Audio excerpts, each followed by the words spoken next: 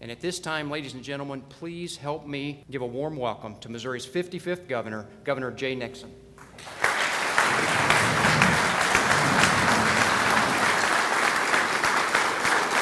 Thank you. Thank you.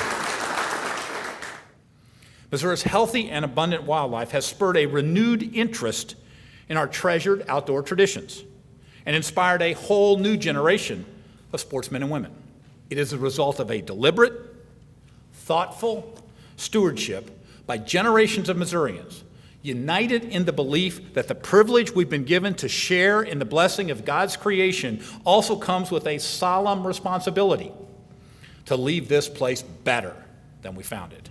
Now, unfortunately, conservation's constitutional authority to manage our wildlife resources and the revenue source needed to carry it out are both at risk right now by legislation passed in the final hours of the legislative session.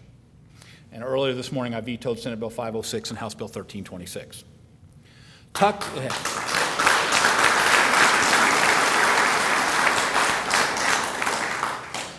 Tucked into these agriculture omnibus bills is a provision that strikes at the very heart that everything that people in this room and previous generations have fought for, all to appease a single special narrow interest. These bills would redefine the term livestock in Missouri statutes to include captive cervids, or deer.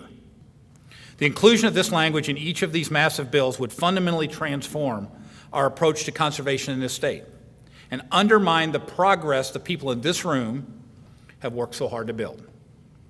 Deer are not livestock.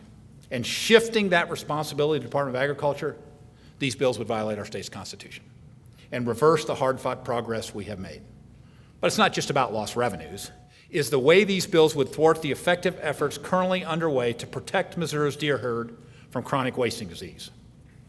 We cannot head back to the bad old days when wildlife decisions were made by officials worried about the next election rather than professionals committed to doing what's best for the next generation and the ones to follow that.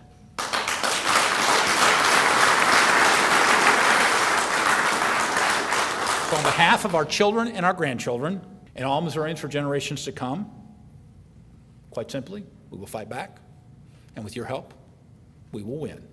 I just really appreciate how right this template is and how designed it is to appropriately, with a long-term vision, make the important resource decisions involving wildlife for our state. And now is not the time to erode it. Thank you, and God bless.